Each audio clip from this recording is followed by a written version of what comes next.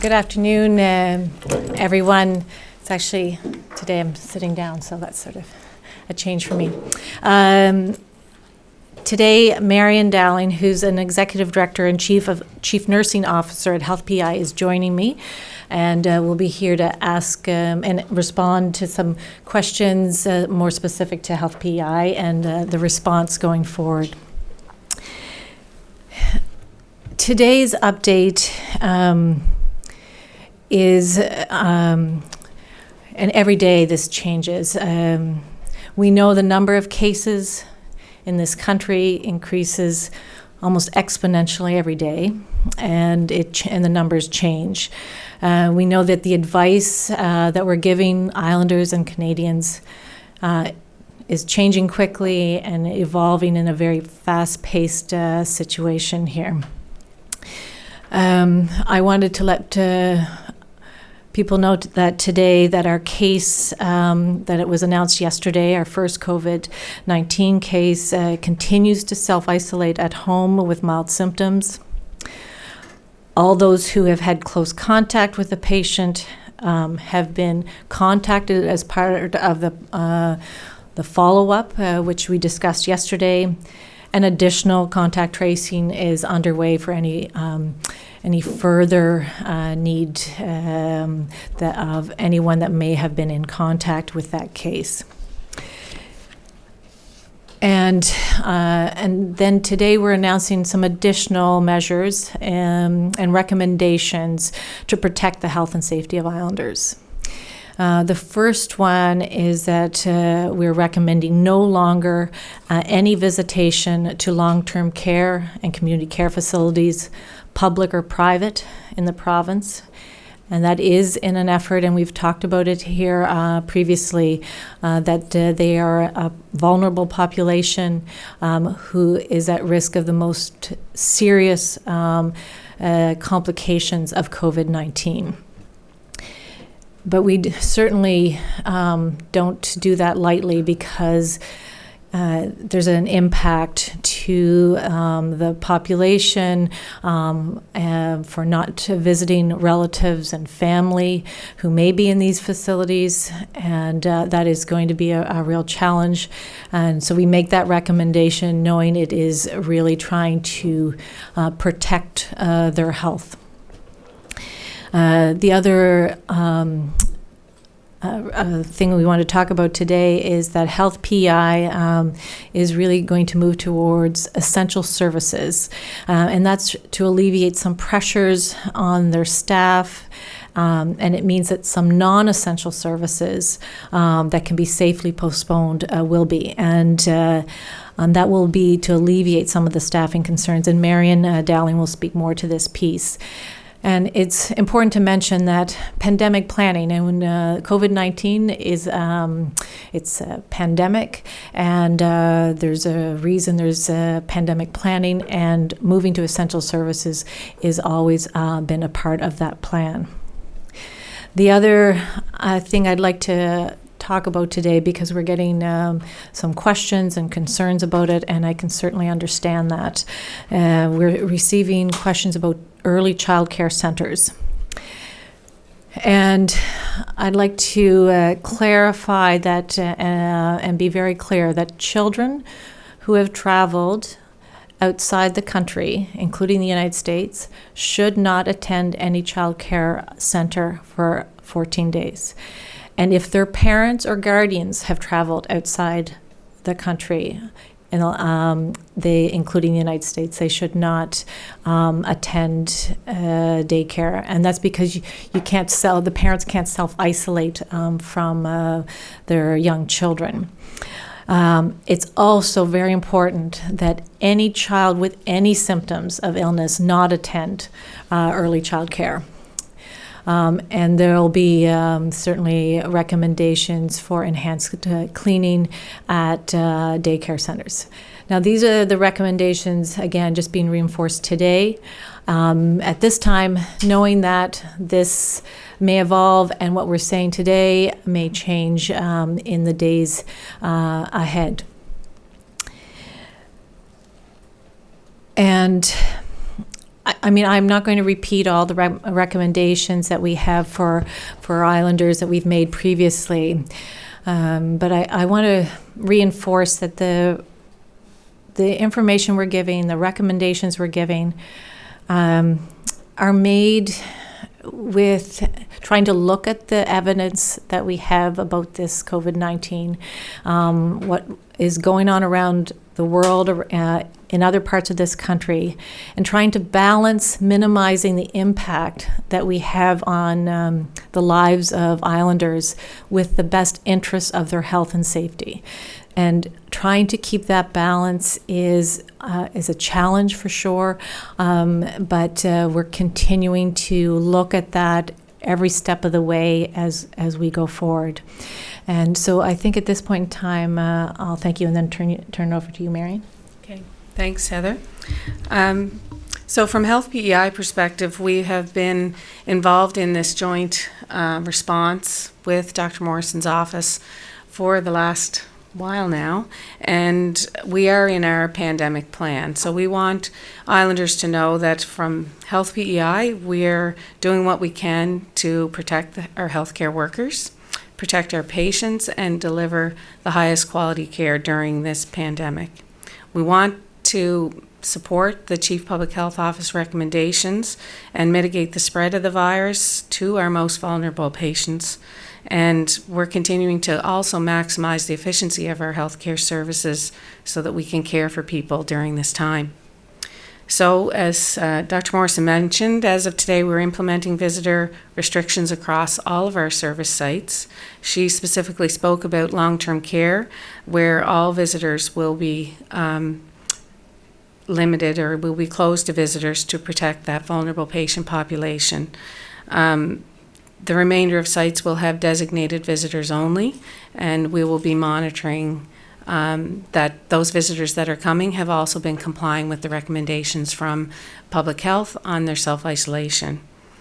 If people are ill, do not come to visit anyone in our care settings, because those patients are also dealing with other health conditions, and we're trying to protect them as well as our staff.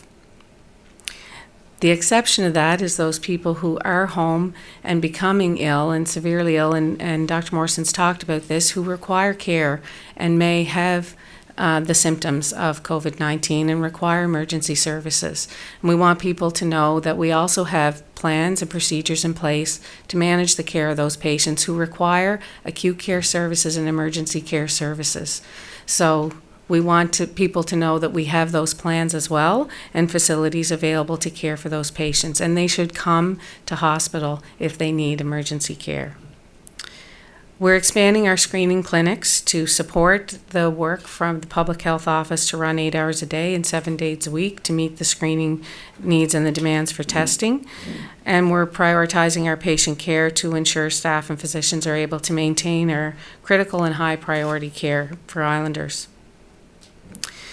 Health PEI will contact affected patients starting today to be looking at scheduling and rebooking appointments and procedures to a later time when that can safely be done. If you're concerned about an upcoming appointment, please call ahead to your care provider. If islanders are self-isolating and not going to be coming to appointments and you're home with mild symptoms and illness, we do ask that you call ahead to cancel these appointments as well. That's very helpful for us in our planning. I do want to also say that during the move in our pandemic plan toward essential services, islanders will continue to have access to primary care services, prenatal and newborn care, emergency care and urgent care and immunizations, and many other things that will still be available to them. So the things we are moving toward are in our plan, and things that can be safely rescheduled and done at another later time. Another important piece I want to mention is while not all services are deemed essential during pandemic, it's important to stress that all people are essential. And this proper planning for this and moving toward this step now will allow for the redeployment of people to areas where their particular skills and knowledge can be used.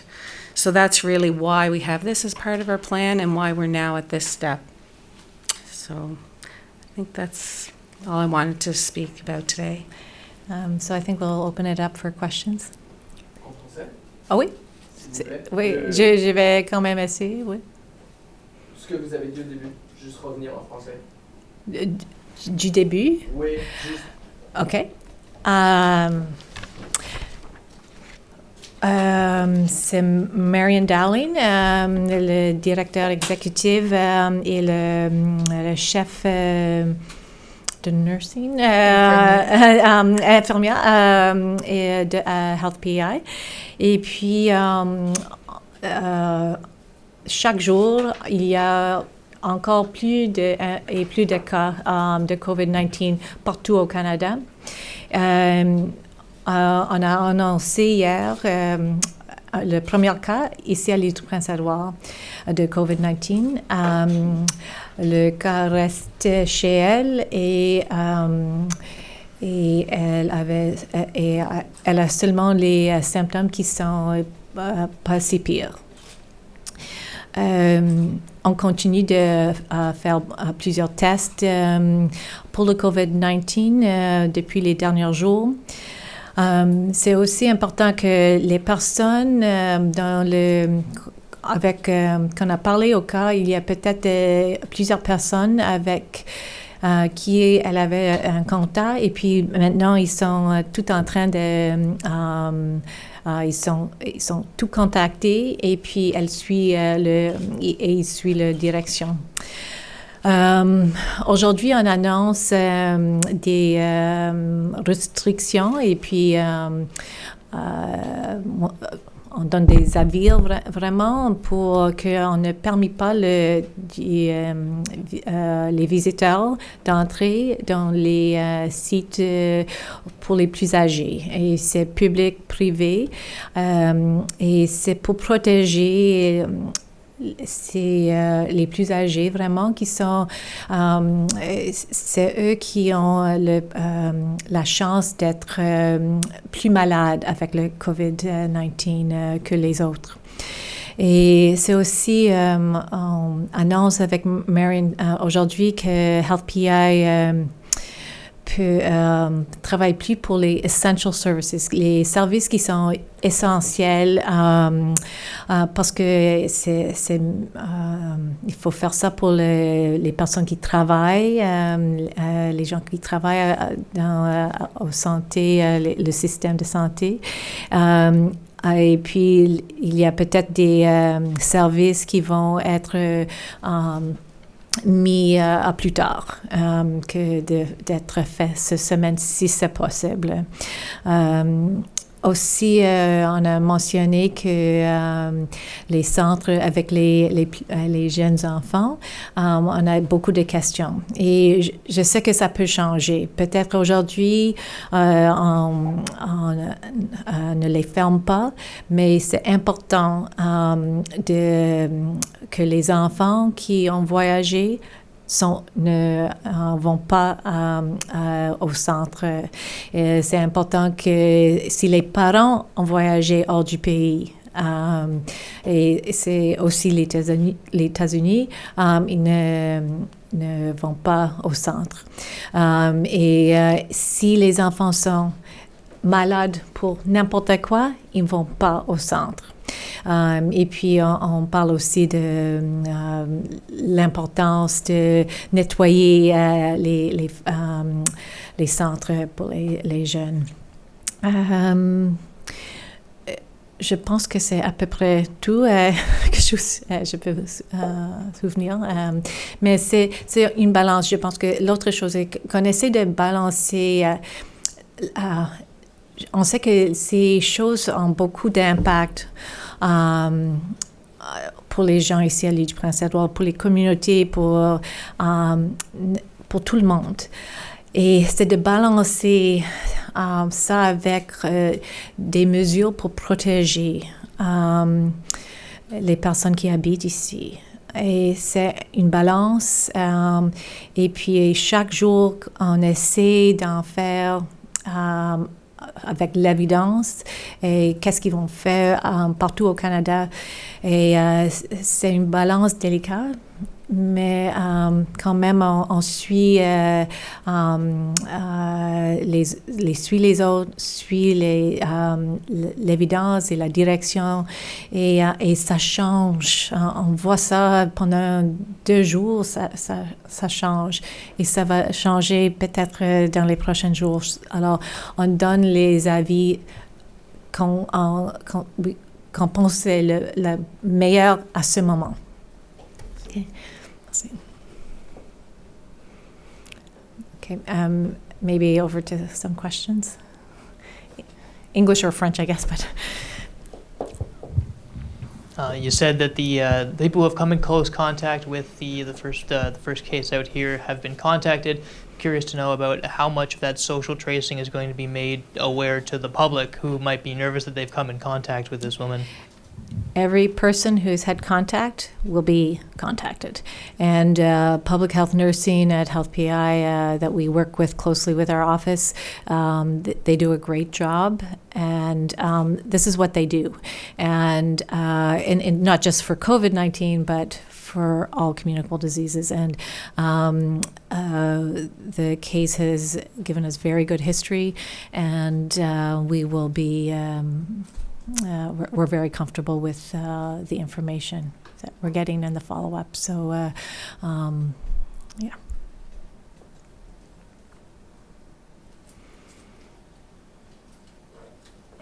Excuse me. You mentioned yesterday that she had returned from a cruise. Is there any indication that there might be other people who are on that cruise? Have they been contacted?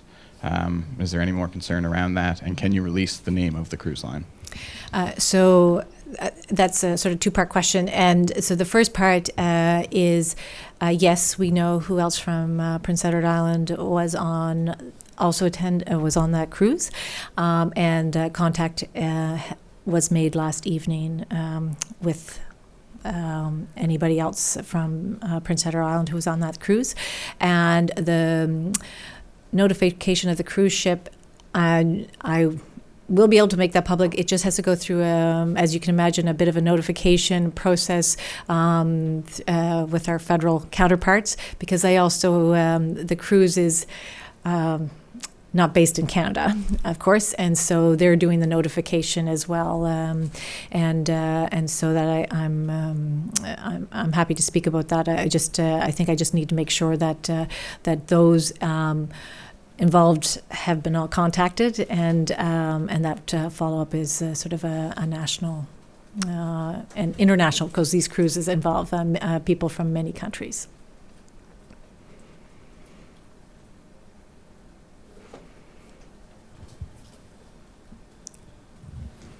Of course, no visits anymore to nursing retirement facilities here in the province, private or public.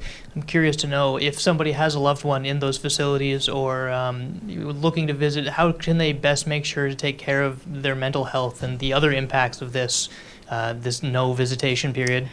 Well, I mean, and that's when I talk about the impacts, and that I think that's really hard. I mean, if you have loved ones in a long-term care facility and all of a sudden you can't see them, that's hard for the patient themselves as well as the family. So that's really difficult. So I think there's really going to be some work in the weeks ahead, because we don't know exactly how long this will be in place, to address just that. And I don't have all the answers, but I think it's a challenge for sure, and we've struggled with this kind of recommendation and how we can best do that. So we are looking at some other options for people to be able to connect with their loved ones. So I think that's really what we're into now, is trying to figure out what are some of those other virtual ways people can see, speak to, have some contact with, especially if there are particular circumstances happening in a family. So the best way for people to do that, if you have a loved one in one of our long-term care facilities or a private facility, is to connect with the supervisor on shift when something's happening. And so we'll certainly be working with families as much as we can to make the environment safe. That's our priority, I guess, in supporting this recommendation, but to try and maintain what we can for the health and well-being overall for those individuals and families. Could you elaborate on what those might look like? Would it be like kind of teleconferencing or? Yeah, I think it's any manner of things that they're just looking at right now. So they're doing some planning at what particular facilities might have available to them, whether it's web-based or something else. So I think there's all kinds of options that we're trying to work through with families. Because they would do some of this now virtually. Not everyone who lives in our long-term care facilities has family who live here. So we try and facilitate other options for that family connection. But it's an important time for people to have connection and look after one another because we're all living through this situation. Definitely challenging.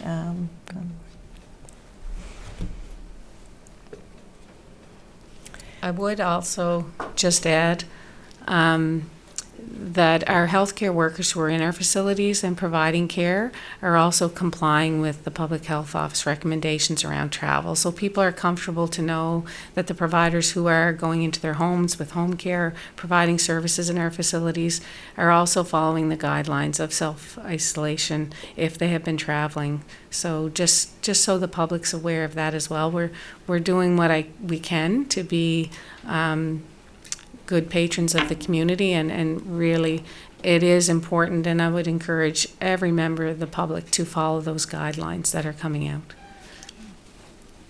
And when we say restricting non-essential services at Health BEI, could you give us an idea of what is now deemed non-essential? Well, I can give you one example, but there are several things happening. So some of the work that public health nursing has been doing, because they're the ones running the screening clinic, working on the contact tracing, so they need to reduce some of those other things that can be rescheduled to a later date. But the other things, they won't be taking over immunization clinics and some of those things. So every service area is looking at the types of things. Some of our cardiopulmonary rehab programming that was going to start, those patients meet in groups, and they would have a new intake at a public site, which is now closed. But we have other plans in place, and we'll be contacting those specific individuals who are starting that program to give them home programming that they can do, connecting them with the staff. So we're just really, every area is looking at the specific options that could be available that will best meet the needs of the patients, and also think about what's the safe way that we can defer things to a later date as we get through this time.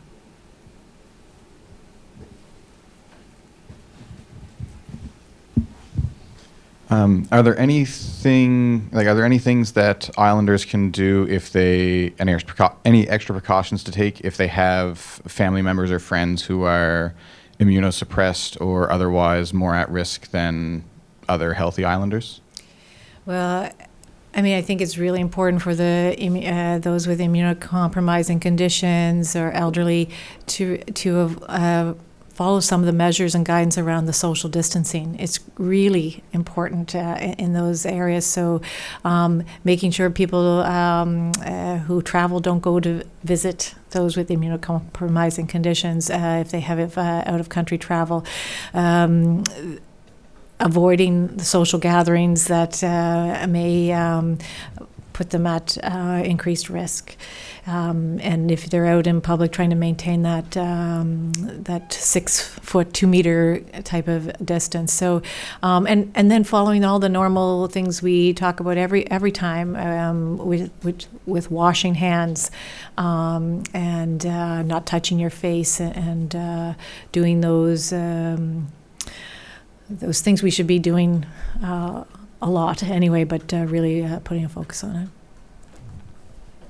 Okay, I think that's it for today, but we will see you tomorrow, and there'll be questions every day that can come up and we can try to address.